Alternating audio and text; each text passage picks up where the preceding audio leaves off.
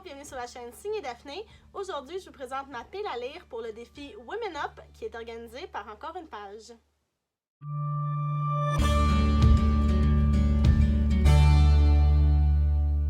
Bonjour tout le monde, j'espère que vous allez bien. Aujourd'hui, ça me fait plaisir de vous retrouver pour une autre vidéo. Alors, comme je l'ai dit en introduction, aujourd'hui, je vais vous présenter ma pile à lire pour le défi livresque Women Up qui est organisé cette année, c'est tout nouveau, par Encore une page qui est une booktubeuse québécoise que j'aime beaucoup. Avant que je commence, je veux juste vous dire que toutes les informations sur les livres que je vais mentionner se retrouvent dans la barre d'infos juste en bas, ainsi que toutes les informations pour venir me rejoindre sur les réseaux sociaux. Et j'en profite pour vous demander de vous abonner si ce n'est pas encore fait. Alors le défi Women Up, c'est organisé, comme je l'ai dit, par Annie-Claude d'Encore une page. C'est quoi le principe? Mais en fait, c'est pas très compliqué.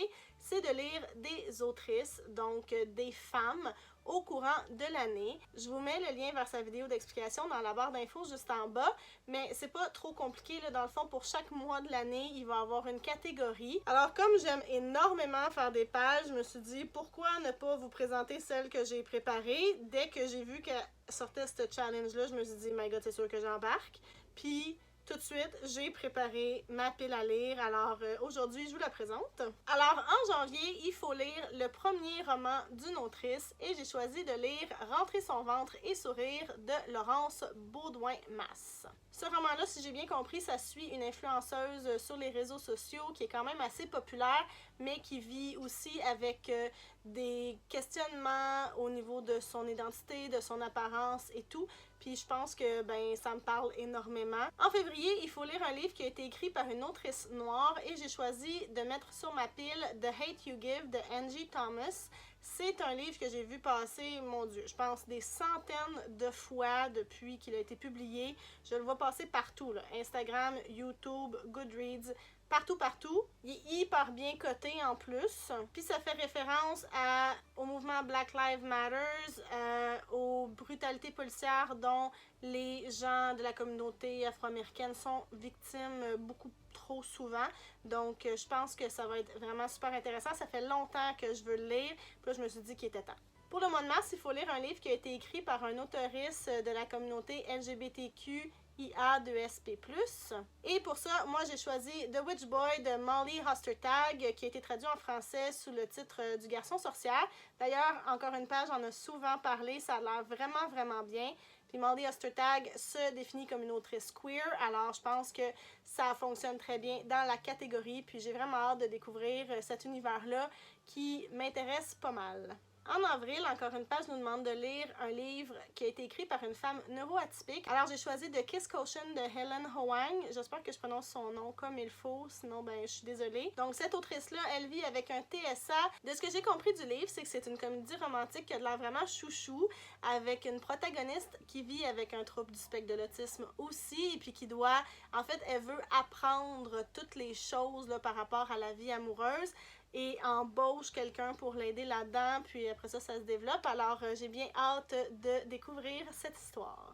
Au mois de mai, il faut lire une BD qui a été écrite et dessinée par des femmes, et j'ai choisi de lire Heartstopper Volume 2 de Alice Oseman parce que j'ai tellement aimé le volume 1 là, que j'ai lu en 2020. J'ai adoré cette histoire-là, j'ai vraiment hâte de la continuer. C'est une femme, c'est une BD, c'est parfait, ça fit. Pour le mois de juin, il faut lire une autrice autochtone et j'ai choisi de mettre sur ma pile Manikanetich de Naomi Fontaine. Ça fait plusieurs fois que je vois passer ce roman-là sur plein de chaînes YouTube encore une fois. Encore une page, j'en ai parlé, Karine la bouquineuse en a parlé aussi. Je pense que Maps aussi l'a lu. Et puis, ça parle d'une enseignante qui vit dans le Grand Nord, qui enseigne dans le Grand Nord et de tout ce qu'elle vit. Puis en tant qu'ancienne enseignante, déjà là, ça me parle, ça m'intéresse. Puis j'ai vraiment envie de découvrir ce roman-là. Je pense que ça va bien me plaire. Et puis, j'ai juste entendu des bons commentaires, honnêtement, alors ça va être ça pour cette catégorie-là. Pour le mois de juin, on doit lire le plus vieux livre qui est sur notre pile, qui a été écrit par une femme. Puis là, je suis un petit peu confuse.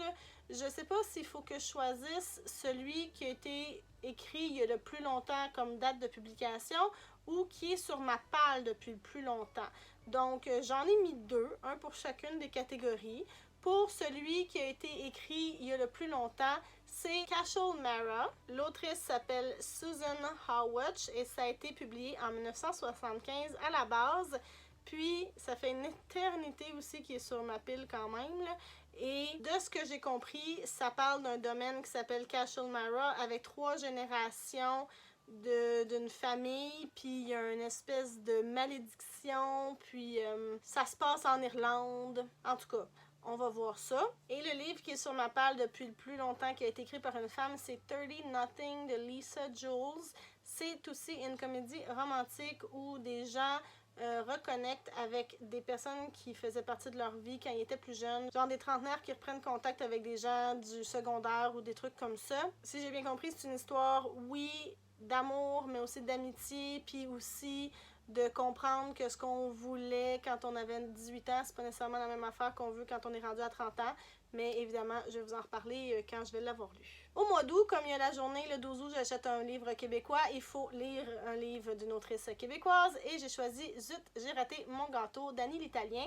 Ça fait un petit bout aussi que je veux lire ce livre-là. Selon la description, on va suivre 3 femmes différentes à 3 époques différentes et pour chacune d'elles, la cuisine ou en tout cas la popote va faire partie de leur vie d'une façon ou d'une autre. Ça a de l'air léger, ça a de l'air drôle, ça a de l'air intéressant, alors pourquoi pas? En septembre, on doit lire un livre jeunesse, mais on doit avoir une héroïne, donc un personnage principal féminin. Et pour ça, moi j'ai choisi, là, ça allait de soi, le 4e tome de Fanny Cloutier. Alors Fanny Cloutier, Mon été africain par Stéphanie Lapointe avec des illustrations de Marianne Ferrer. Je suis hyper fan de Fanny Cloutier. Si vous avez regardé des vidéos de moi déjà par le passé, vous le savez. Et j'ai très hâte de la suivre dans cette 4e aventure où elle part avec son père, mais aussi sa meilleure amie Léonie, si je ne me trompe pas, ce coup-ci, en Afrique pour l'été. Au mois d'octobre, il faut lire un livre qui traite de diversité corporelle et j'ai choisi Dumplin de Julie Murphy. Dans ce roman-là, on va suivre une adolescente qui s'appelle Willowdean ou Will pour les intimes, qui a toujours été super bien dans son corps malgré qu'elle a un surplus de poids.